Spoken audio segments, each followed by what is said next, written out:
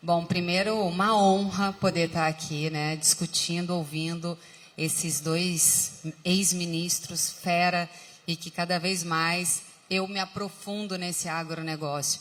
E eu começo trazendo o que o professor Roberto Rodrigues colocou aqui e que eu achei incrível, que é exatamente isso, fazer esse distanciamento entre o agro e o público final, né, a cidade.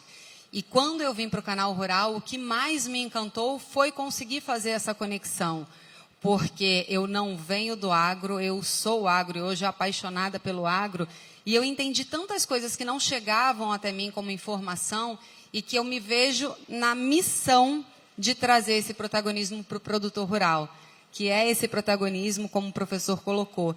Então, professor, eu já começo falando sobre isso, né? A gente viu aqui, como o Blairo também, o ex-ministro, colocou para a gente, que é importante agora que o governo traga, né, esse processo. Nós, como veículos de comunicação, a primeira vez com a CNN, falando mais ainda para fora da porteira, qual seria o próximo passo, né?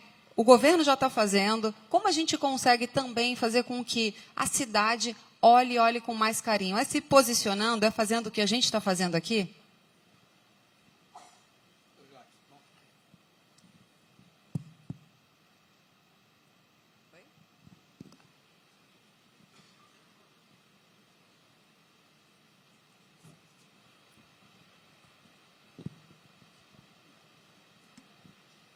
Obrigado.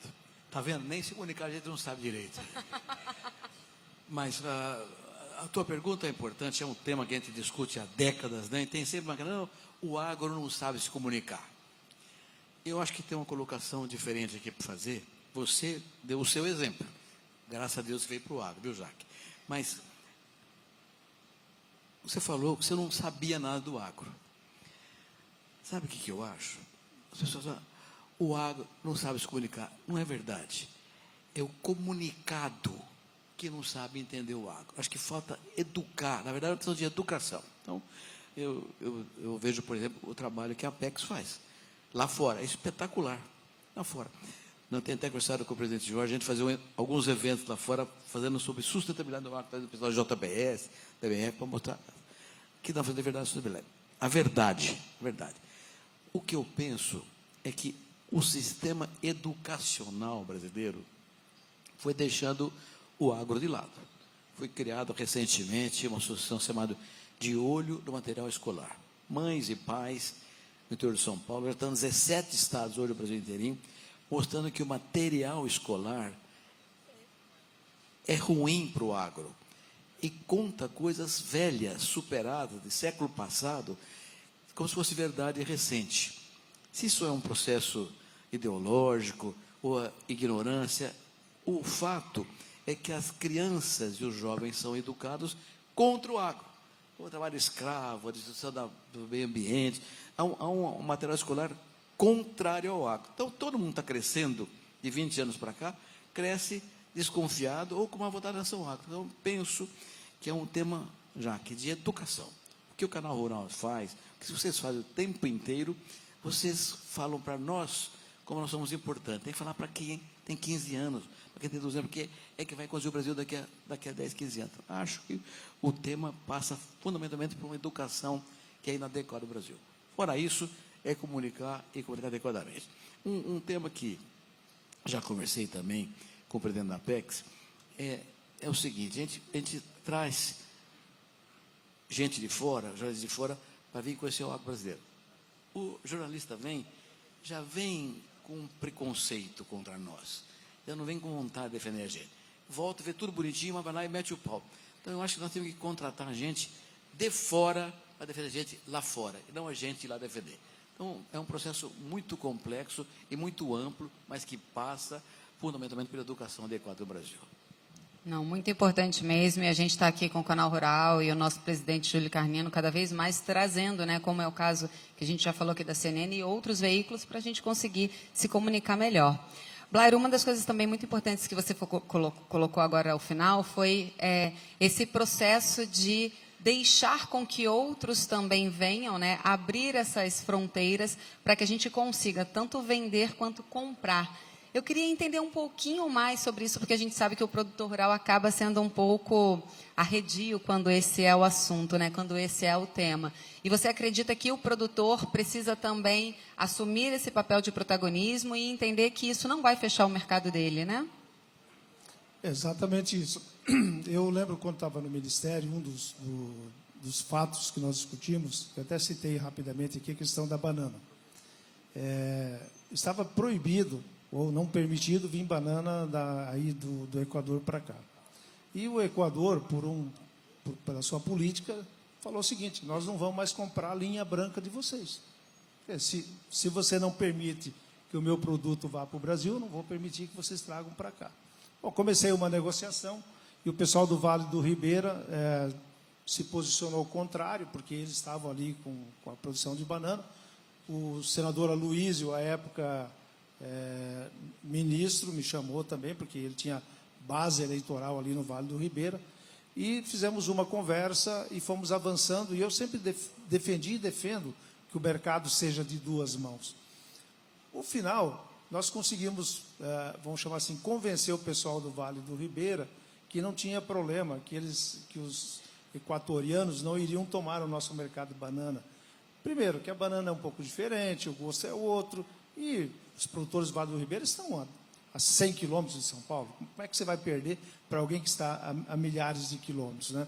Então, foi feita uma conciliação e o mercado funcionou. Então, está aí um exemplo de que, muitas vezes, você tem um mercado fechado por uma resistência que não faz muito sentido, né? Por exemplo, a questão do café também. O café, né, Roberto, eu acho que é a estrutura mais antiga, não sei se é a cana-de-açúcar ou do café, das representações que tem no Brasil, são as mais antigas, né? E muito diversa. Tem várias entidades, várias associações que tomam conta da mesma coisa. Então, para o ministro, eu acho que Fávaro deve estar passando isso, o Roberto deve ter passado, eu passei, é muito difícil sentar numa mesa com o pessoal de café, por exemplo, e chegar num acordo para fazer uma determinada coisa.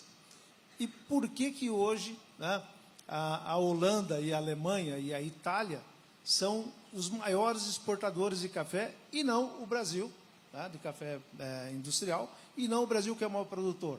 Porque não se permite a entrada de café de outros lugares aqui, tá? Ou se dificulta muito. Assim é no cacau. Então, quando você não permite que haja esse tipo de comércio, você não consegue fazer um blend, você não consegue ter um produto que o mundo quer. O mundo não quer só um produto, o mundo não quer só o gosto do café do Brasil. Ele quer vários cafés que estão esparramados por aí.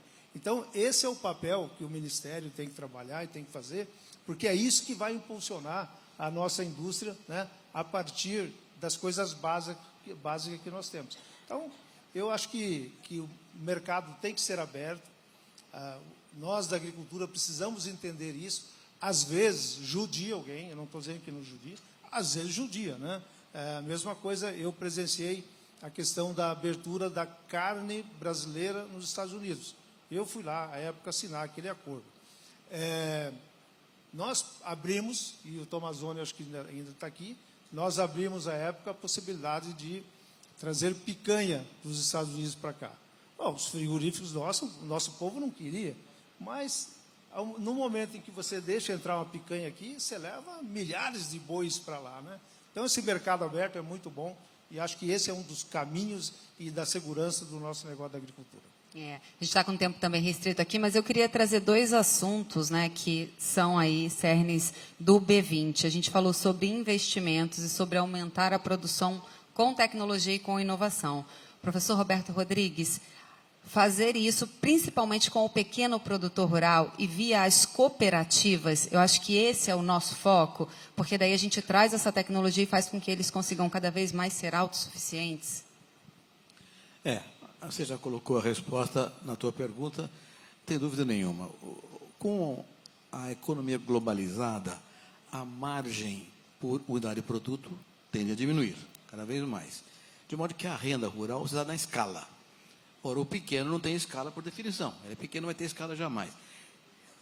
Está fora do mercado. Ele só entra no mercado através da cooperativa. Então, acho que da cooperativa ele consegue não só a escala, consegue tecnologia, consegue agregar valor, consegue acessar mercado. Então, não tem dúvida nenhuma que esse é um processo indispensável. Aliás, é o tema que o Tejon defende com muita ênfase, como também o Tejon é o papa da comunicação.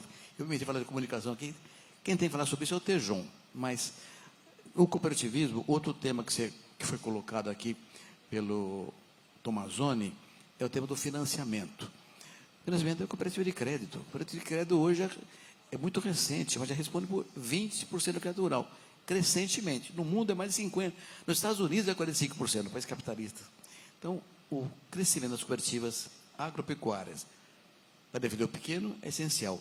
E o crédito cooperativo cada vez melhor. E, Blairo, também para a gente finalizar aqui, quando a gente fala de financiamento, você também acredita que seja via cooperativas ou a gente também precisa olhar para esse grande produtor? Eu entendo que é o conjunto das coisas, né? Tem espaço para tudo nesse negócio. Tem as cooperativas, tem as trades, tem os bancos, banco público, banco privado. O importante é que nós tenhamos um sistema que tenha credibilidade, tá? Que empresta o recurso para quem vai produzir, ele decide o que vai produzir, qual é a margem que ele quer, mas ele tem a obrigação de, no final, pagar a conta ao banco, à cooperativa ou à trade. Porque se isso não funcionar, não adianta nada, né? No final, você tem um dinheiro muito caro, muito difícil de acessar e uma baixa produção ou baixa produtividade por falta de recursos. Mas tudo isso está realmente linkado na questão da segurança jurídica. Eu vejo, por último, aqui a gente está vendo muitas questões de RJ na agricultura e assim, o cara tomou o dinheiro para plantar. Se não deu atividade e não permitiu, ele pode até renegociar aquele ponto. Agora, eu como agricultor, vou no mercado, compro apartamento em Balneário Camboriú, compro avião, faço não sei o quê, compro apartamento em Miami, compro uma fazenda, aí, claro, as contas não fecham. Aí eu vou na justiça e peço uma RJ, né, e boto todo mundo no meio do bolo, pego um desconto de 70% do negócio. Aí eu pergunto, qual é o sistema financeiro que aguenta isso? Nenhuma, né? Então, todos nós temos que ter a responsabilidade de entender, crédito existe, o dinheiro está aí para produzir, pode ajudar muito a produzir, agora todo mundo tem que se comportar dentro das regras do jogo que está acontecendo. Então, tem lugar para cooperativa, tanto é que as cooperativas aqui no Mato Grosso, né, a Sicredi, tem crescido muito, é um exemplo de atuação e de respeito que tem entre os produtores e entre a própria cooperativa. O professor também quer falar alguma coisa, né, Roberto? Não, é que eu gostei demais da resposta do Blairo, eu queria sublinhar o que ele colocou aqui. Ele falou sobre sistema e segurança jurídica, essas coisas que são integradas. E aqui, no crédito, tem que estar o seguro rural. O seguro, o sítio do agronegócio e a segurança jurídica garantem o crédito para quem merece e para quem tem direito a ele. Então, acho que eu só queria sublinhar essa palavra do Blairo, que é muito interessante. Segurança jurídica e sistema integrado. Não, muito obrigada. Infelizmente, nosso tempo aqui acabou, né? Eu vou deixar com os nossos apresentadores agora. Foi uma honra poder estar aqui ouvindo um pouco mais de vocês e mostrando, né, para o nosso público que está em casa também, não só do Canal Rural, e dessa vez falando junto com a CNN, que cada vez mais a gente, como Canal Rural, consiga trazer todas essas informações de forma mais clara para o nosso público final, para que a gente traga protagonismo para o nosso produtor rural e consiga cada vez mais fazer essa conexão campo e cidade, como vocês bem colocaram. Muito obrigada.